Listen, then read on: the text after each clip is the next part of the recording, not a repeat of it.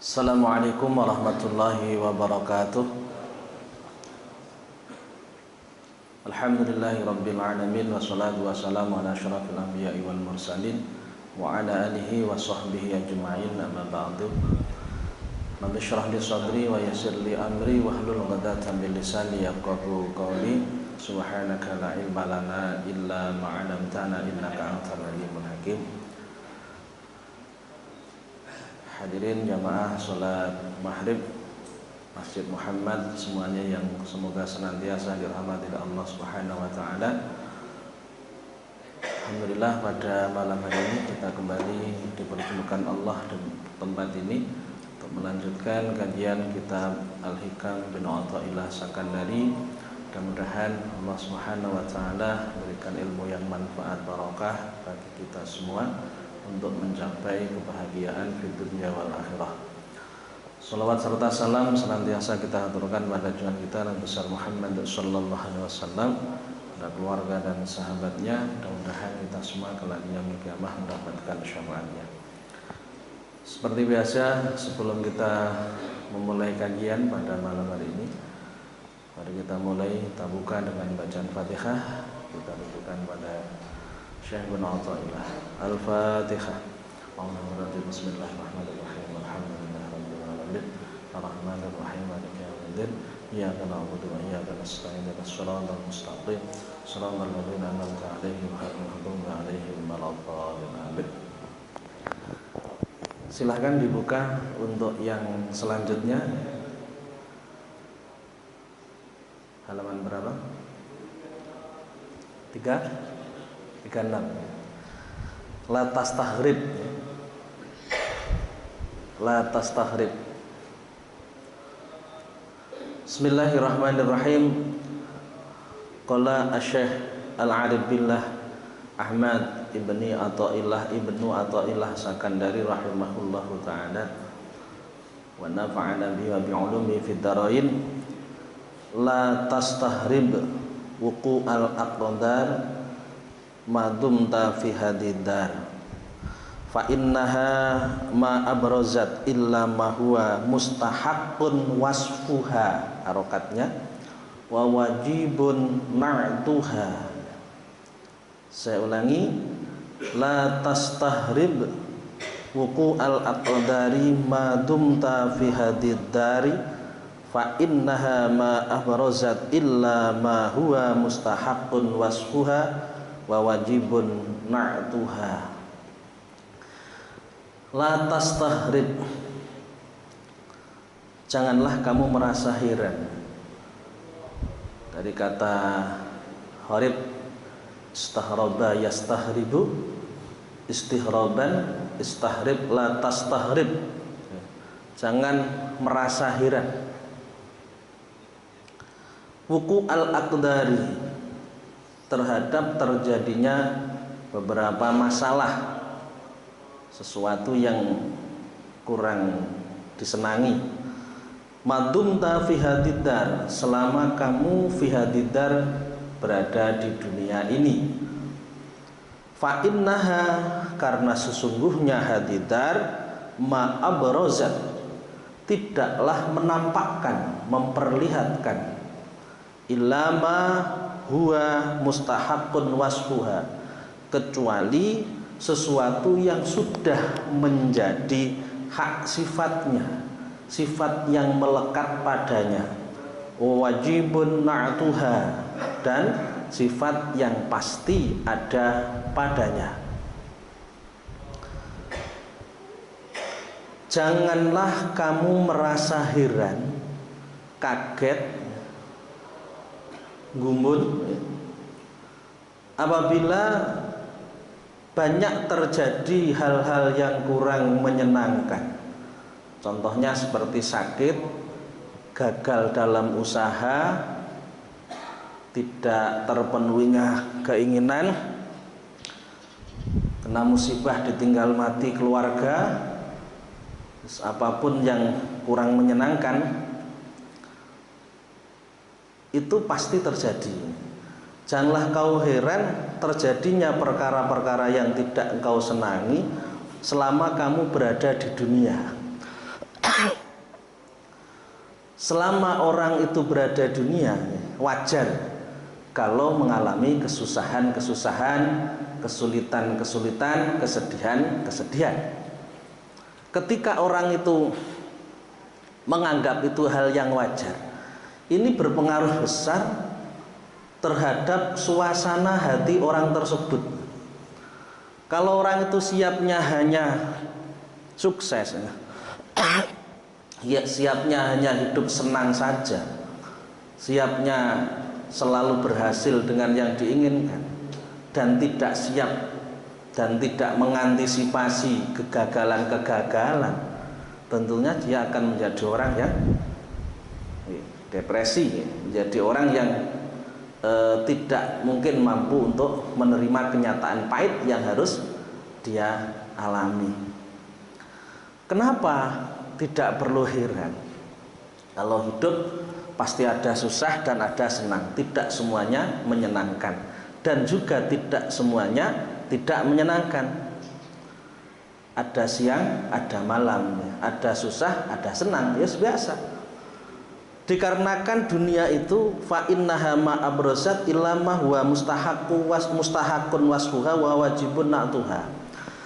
Dikarenakan dunia itu sudah akan menampakkan apa yang menjadi tabiatnya, apa yang menjadi sifatnya, perkara yang melekat padanya.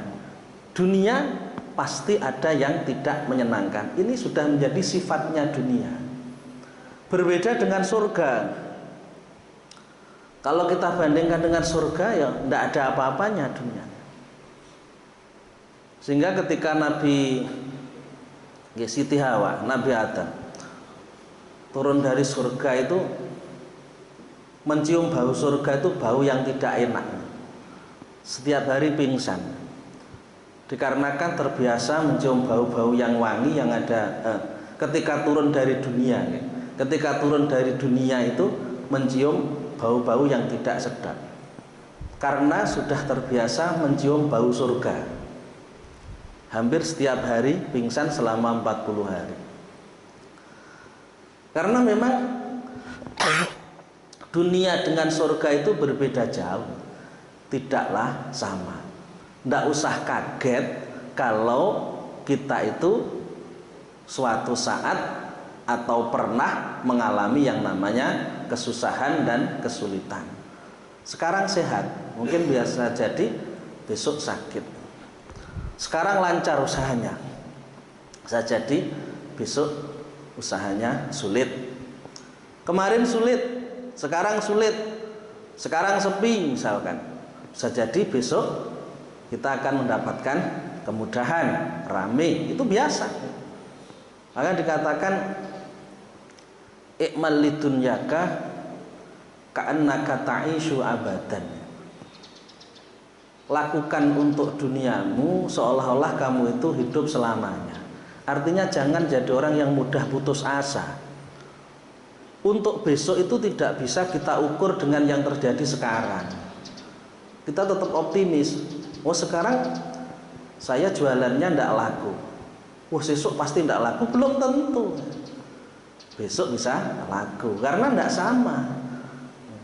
Maka kita harus tetap sabar, harus selalu telaten dengan kondisi-kondisi yang buruk yang tidak kita inginkan, karena itu satu hal yang tidak bisa kita hindari. Dunia itu seperti itu.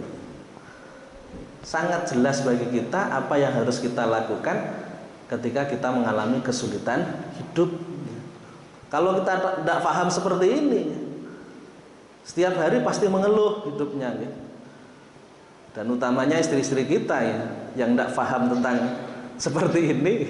Makanya perlu istri-istri kita itu juga diajak ngaji, biar tahu, oh kita itu hidup itu harus begini tuh ternyata.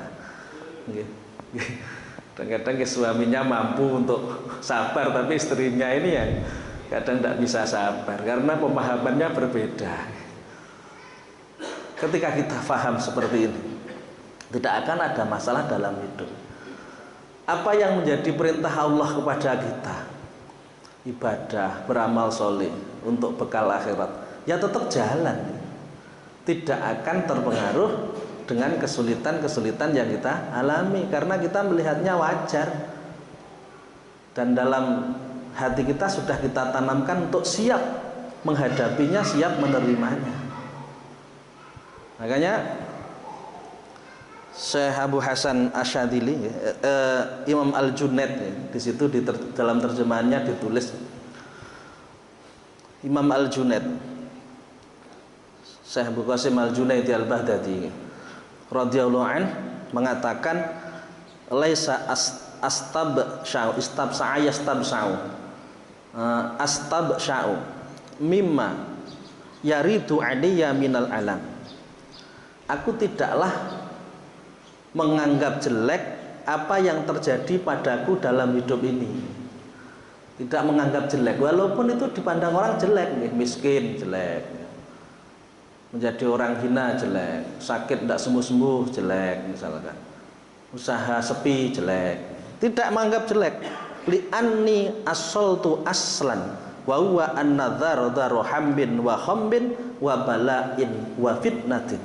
Dikarenakan aku sudah menanamkan kuat dalam hatiku, dalam perasaanku, dalam keyakinanku bahwa dunia ini daru hambin, tempatnya susah, wa khambin, tempatnya sedih, wa bala'in, tempatnya ujian, wa fitnatin, penuh dengan fitnah atau ujian.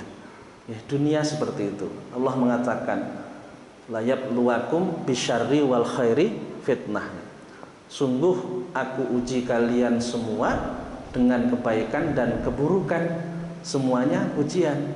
Tidak hanya keburukan ujian, kebaikan pun juga termasuk ujian.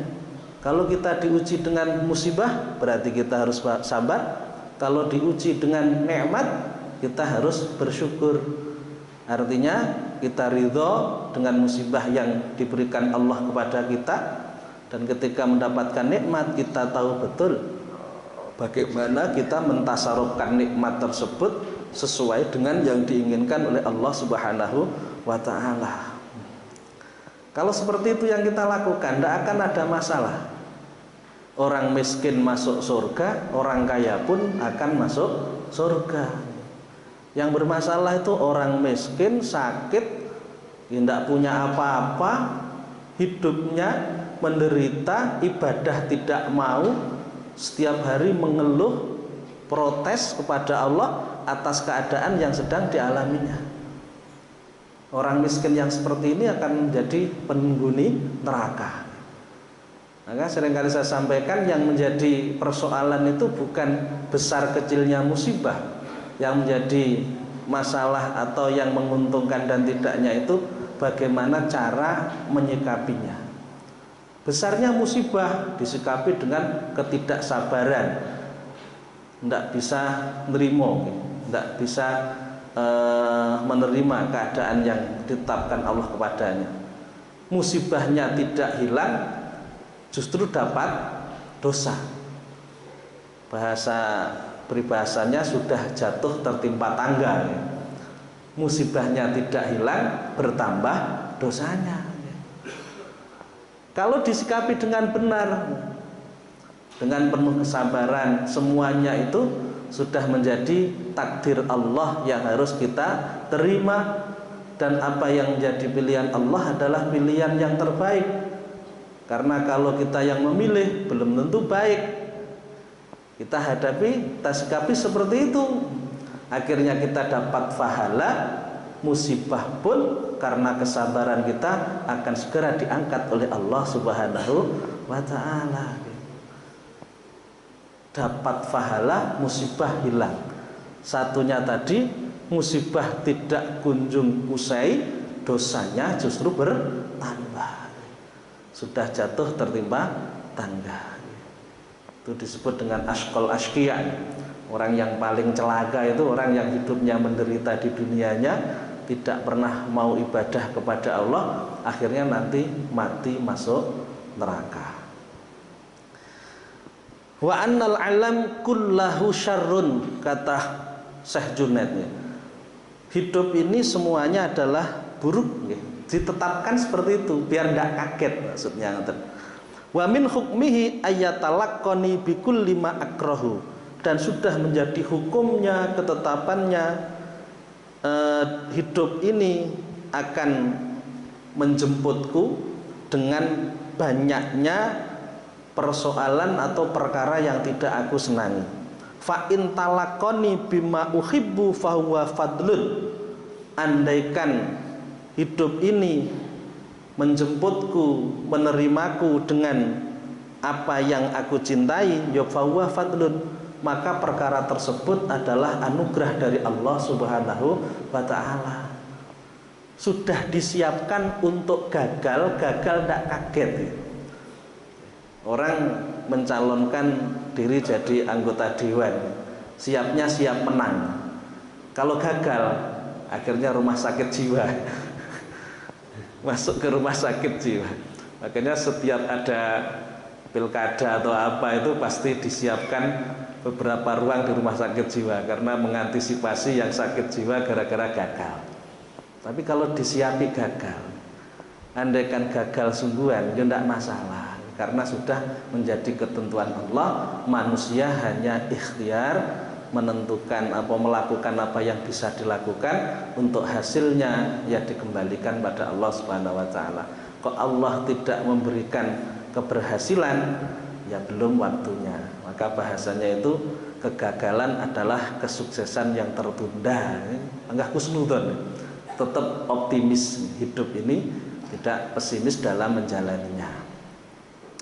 Wa illa fal aslu huwa al awwal, andaikan saya mengalami sesuatu yang tidak saya senangi, sudah melakukan usaha kesana kemari, buka toko dan sebagainya, ternyata hasilnya nihil, tidak seperti yang diinginkan, ya biasa, karena memang saya sudah siap dengan segala risiko seburuk apapun. Dan memang pada dasarnya dunia ini tidak ada kenikmatan yang sempurna di dunia ini. Dalam dunia ini tidak ada kenikmatan yang sempurna. Yang sempurna hanyalah di surga. Sehingga kita menyikapinya biasa saja. Kesenangan yang kita dapatkan adalah kesenangan yang semu, kesenangan yang tidak sepenuhnya atau tidak sempurna. Kenapa Allah membuat seperti itu? Biar kita itu tidak betah di dunia, biar tidak tertipu oleh dunia, akhirnya sadar betul kewajiban kita dalam hidup itu harus apa. Oh, saya hidup harus menjalankan perintah Allah, menjauhi larangannya. Semua yang diberikan Allah kepada saya sebagai sarana untuk menunjang kelancaran ibadah dan amal solih saya. Enak seperti itu. Tujuannya akhirat, dunia hanya sekedar sebagai masru'atul akhirat, sebagai tempat menanam kebaikan yang nanti hasilnya akan dipetik di akhirat. Hadirin jamaah rahimakumullah. Inilah ajaran para guru-guru kita yang perlu kita tanamkan dalam hati kita yang paling dalam, di mana kita harus tahu betul tentang kehidupan dunia ini seperti apa. Kalau kita sudah tahu tentang kehidupan dunia ini, akhirnya kita bisa menyikapinya dengan benar. Maka dikatakan la tastahrid, jangan kamu heran, jangan heran, biasa saja. Saja, karena bukan itu yang kita tuju. Yang kita tuju apa? Keberhasilan kita dalam ibadah biar sukses akhirat itu. Itu yang harus kita utamakan. Wa ma khalaqtul jinna wal insa illa liya'budun. Tidaklah aku ciptakan dan jin dan manusia kecuali beribadah kepadaku. Kata Allah seperti itu. Kapan? Sampai kapan kita ibadah? Wa'bud rabbaka hatta ya'tiyakal yaqin. Sembahlah Tuhanmu sampai datangnya kematian. Dalam perjalanan kita untuk mendekat kepada Allah itu pasti banyak rintangan yang menghadang, termasuk masalah-masalah dalam kehidupan kita. Kita abaikan semuanya, jangan kita persoalkan, tetap berjalan, tetap melangkah menuju kepada ridhonya Allah Subhanahu wa ta'ala. Dengan sendirinya nanti akan bisa terselesaikan. Kalau kita persoalkan apa yang terjadi dalam hidup ini, kemudian kita mengambil langkah yang salah. Oh, saya sekarang usahanya lagi sepi, saya istirahat dulu dari ibadah. Soalnya usahanya sepi, sholatnya libur misalkan. Ya, libur saja sekarang. Ini bahaya. Di saat meliburkan diri dari ibadah kemudian dipanggil oleh Allah Subhanahu wa taala. Apa yang terjadi? Coba kita bayangkan. Jadi tidak usah kita persoalkan segala persoalan dalam hidup apapun bentuknya, kita hadapi dengan penuh kesabaran. Allah menjanjikan orang yang sabar itu pahalanya tidak terhitung. Wa innama yuwaffas sabiruna ajrahum bighairi hisab. Allah akan memenuhi pahalanya orang-orang yang sabar tanpa dengan hitungan. Cukup ridho, sabar, taslim, pasrah, menerima dengan sepenuh hati hal-hal yang buruk yang kiranya sedang kita hadapi, baik saat ini maupun yang akan datang. Ya, hidup kan seperti roda yang berputar, kadang di atas, kadang di bawah, kadang senang, kadang susah. Itu hal yang biasa. Kalau kita tidak bisa memahaminya, kita kaget, kita tidak bisa terima, kita akan protes kepada Allah, ya. Kita akan membanding-bandingkan dengan orang lain. Kenapa mereka yang tidak pernah ibadah kepadamu, wahai Allah, kamu mudahkan, sedangkan kami yang sudah tekun beribadah kepadamu, kok banyak kesulitan yang kau berikan pada kami. Menuntut pada Allah. Padahal Allah tujuannya baik, memberikan musibah semata-mata untuk menghapuskan dosa, memberikan musibah semata-mata untuk meninggikan derajat, untuk menambah pahala. Kurang baik apa yang dilakukan Allah, tapi kok kita tidak bisa menerimanya. Rasulullah kan mengatakan, idza ahabballahu 'abdan ibtalahu. Ketika Allah mencintai seorang hamba, maka Allah akan menguji, memberikan ujian pada hamba itu dengan masalah-masalah yang dihadapi. Kalau kita berpikirnya positif, akhirnya masalah yang besar itu akan menjadi kecil. Masalah yang berat akan menjadi ringan, apalagi yang ringan, apalagi yang kecil. Kita anggap angin lalu, tidak pernah mempengaruhi jiwa kita. Tujuan hidup untuk mengabdikan diri kita kepada Allah terus kita lakukan, tidak dipengaruhi oleh hal-hal yang buruk yang sedang kita alami.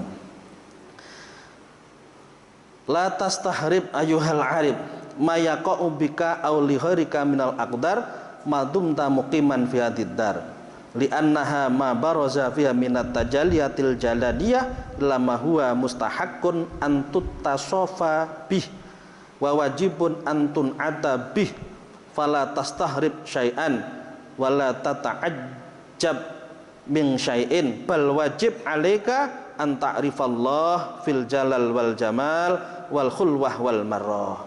Kalau kita tidak perlu heran, tidak perlu kita heran, tidak perlu kaget, terus apa yang kita lakukan? Balil wajibu 'alaika an ta'rifallaha fil jalal wal jamal wal khulwah wal marrah.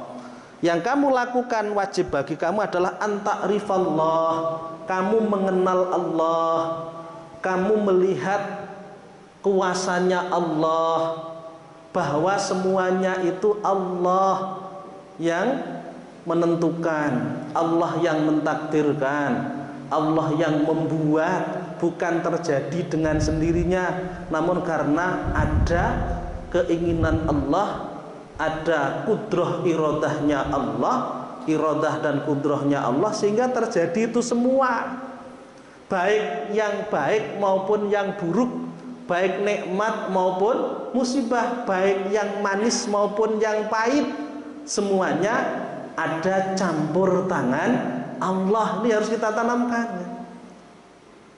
ma asoba mim musibatin fil ardi, ma asoba mim musibatin fil ardi wala fi anfusikum, ya.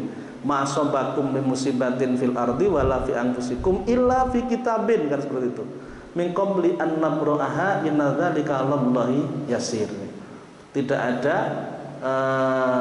musibah yang mengenai kalian, dalam tafsirnya juga nikmat dan juga yang terjadi di muka bumi ini, kecuali illa fi kitabin, Allah sudah menentukan dalam Lauhul Mahfuz sebelum semuanya terjadi, dan itu bagi Allah sangatlah mudah. Kenapa dikatakan demikian? Likaila ta'sau ala ma fatakum wala tafrahu bima atakum, sehingga kamu tidak berputus asa ketika kamu mengalami kesulitan, tidak mampu memenuhi keinginan, dan kamu tidak berbangga-bangga menyombongkan diri ketika kamu mendapatkan apa yang kamu inginkan, apa yang diberikan Allah yang kamu senangi. Biasa yang terjadi syukur sama sabar.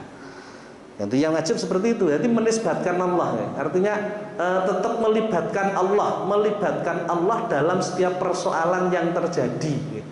Walaupun mungkin ada asbab dari manusia.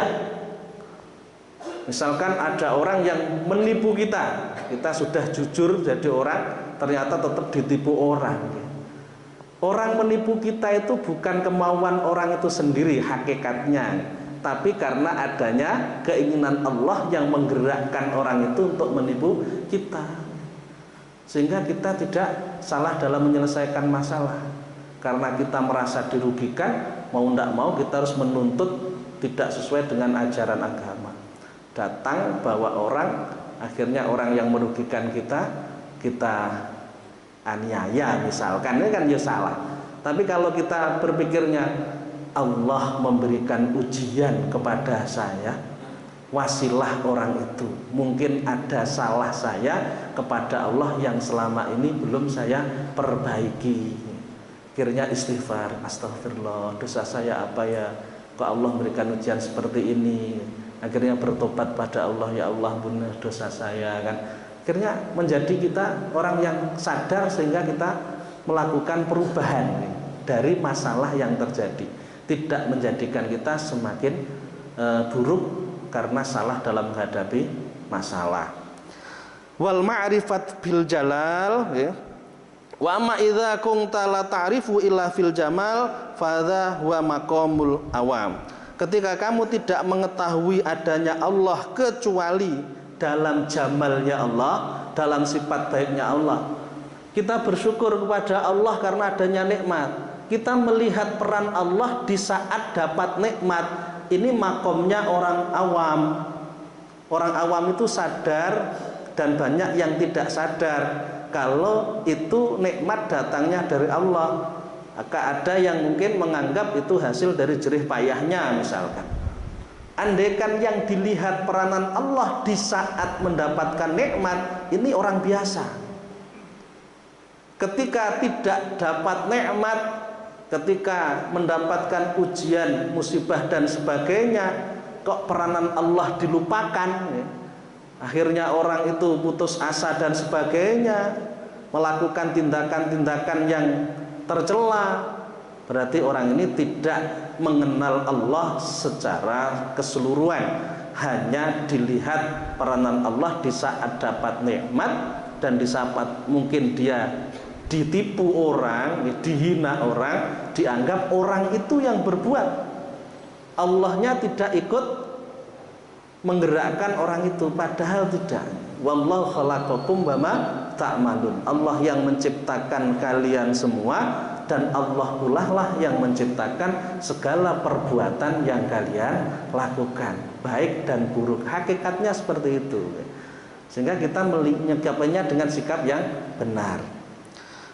Wa kama la tastahrib wuqu al aqdar bikaisu la tahzan wala takhab wala tajza. Jadi ketika kamu dikatakan jangan heran banyaknya timbulnya persoalan, musibah, kesulitan ketika hidup di dunia, pengertiannya la tahzan, jangan kamu susah. La takhaf, jangan kamu takut, khawatir. Khawatir, wah nanti kalau sekarang usaha saya seperti ini, anak istri saya makan apa ke depannya. Nggak usah khawatir. Wong kita itu hanya diperintahkan untuk ikhtiar. Kita serahkan pada Allah, bukan kita yang ngasih rezeki mereka. Yang ngasih rezeki mereka adalah Allah Subhanahu wa taala. Kalau sudah ndak heran, ndak kaget bahwa semuanya itu ada peranan Allah, ada campur tangannya Allah, itu tidak ada kekhawatiran.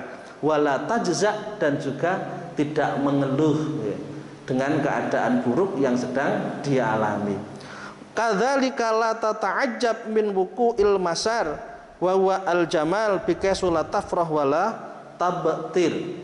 Dan begitu juga janganlah kamu merasa heran dengan banyaknya nikmat yang diberikan Allah kepadamu. Artinya la tafrah, jangan kamu sombong, jangan kamu bergembira yang berlebihan, congkak dan sebagainya atas nikmat-nikmat yang diberikan Allah kepadamu. Dijelaskan di sini, fa innal jalal makrunun bil jamal wal jamal makrunun bil jalal. Dikarenakan sifat jamal itu barengan dengan sifat jalal. Artinya apa? Sifat Allah yang memberikan nikmat dan juga memberikan ujian ini saling bergantian antara satu dengan yang lainnya. Kadang kita mendapatkan nikmat, kadang kita mendapatkan musibah. Setelah dapat musibah dapat nikmat, setelah dapat nikmat dapat musibah. Ya ta'aqobani ta'aqubal lail wan nahar, akan silih berganti sebagaimana silih bergantinya siang dan malam. Inilah yang disampaikan oleh Ibnu Athaillah kepada kita semua. Pentingnya kita melihat kehidupan dunia ini sebagai tempat adanya masalah-masalah, sehingga kita harus melihatnya semuanya tidak lepas dari kehendak Allah Subhanahu wa taala, dan semua yang terjadi tidak lain dan tidak bukan kecuali demi kebaikan kita. Hakikatnya semacam itu. Mudah-mudahan bermanfaat bagi kita semua, sehingga kita lebih siap lagi dalam menghadapi kehidupan, menjadi orang yang selalu optimis dalam menjalannya, sehingga ibadah kita tidak terganggu, amal-amal solih kita tidak terganggu, sehingga kita selamat nanti di akhirat. Kiranya itu saja yang dapat saya sampaikan.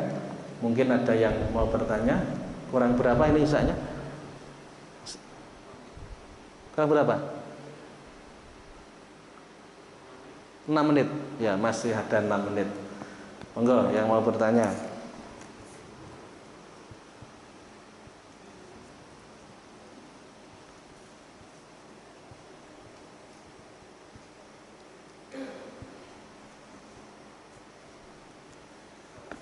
Nggih. Ya.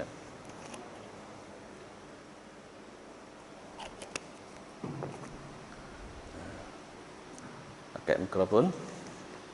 Tadi disampaikan bahwa segala sesuatu itu ada hubungannya dengan Allah. Walaupun itu perkara yang berbuat dosa. Iya. Bagaimana orang yang berbuat dosa itu masuk neraka ya? Kan atas kehendak Allah juga. Bagaimana cara menyikapinya? Terima kasih pertanyaannya. Yang harus kita fahami di dalam keyakinan kita tentang tauhid, bahwa kullun min indillah, segala sesuatu itu datangnya dari Allah. Wa ma tasyauna illa ayyasha Allahu rabbul alamin. Tidaklah kalian semua berkehendak kecuali Allah yang berkehendak. Ketika orang berbuat maksiat, hakikatnya Allah lah yang memaksa atau Allah yang menundukkan orang tersebut untuk berbuat maksiat. Hanya saja zahirnya orang itu yang melakukan, sehingga Allah menyiksa orang dengan maksiat yang dilakukan, dengan dimasukkan ke dalam neraka, lebih kepada zahir yang dilakukan orang tersebut sehingga menyebabkan dia masuk ke dalam neraka. Hakikatnya orang tersebut sebenarnya tidak mampu untuk menolak kehendak Allah Subhanahu wa taala. Hakikatnya seperti itu. Sehingga dikatakan mayyahdillahu fala mudhillalah wa may yudlil fala hadiyalah. Nggih. Barang siapa yang diberikan hidayah oleh Allah, maka tidak ada yang mampu untuk menyesatkan. Barang siapa disesatkan oleh Allah, maka tidak ada yang mampu untuk memberikan hidayah. Itu hak Allah. Fa'alul lima yurid wa hum yus'alun. Kalian semua, mereka semua ditanya, sedangkan Allah tidaklah ditanya. Seperti itu. Karena Allah pemilik alam semesta ini, sehingga apapun yang dilakukan oleh Allah itu merupakan hak Allah sendiri. Makanya sebagai seorang hamba, kita ini harus selalu khawatir apa yang terjadi dalam kehidupan kita yang berikutnya, termasuk di akhir hayat kita. Apakah kita membawa iman atau tidak membawa iman?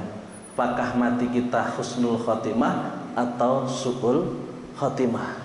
Karena memang masuk surganya dan nerakanya seorang sudah menjadi takdirnya Allah Subhanahu wa taala, dan Allah memaksa atau menundukkan orang untuk melakukan asbab-asbab perbuatan-perbuatan yang akan mengantarkan dia masuk ke surga atau masuk ke neraka. Jadi intinya memang semuanya merupakan ketentuan dari Allah, tapi manusia tetap harus mengusahakan secara zahir yang baik yang dilakukan, yang buruk ditinggalkan. Itu yang bisa dilakukan. Untuk hasilnya Allah lah yang menentukan, bukan manusia dan amalnya.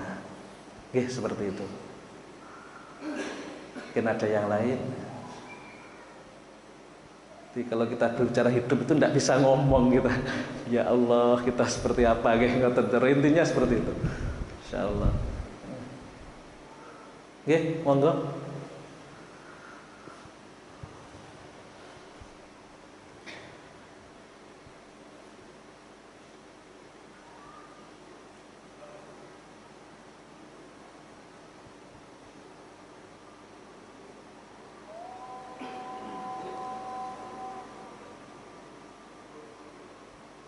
Assalamualaikum warahmatullahi wabarakatuh. Waalaikumsalam warahmatullahi wabarakatuh.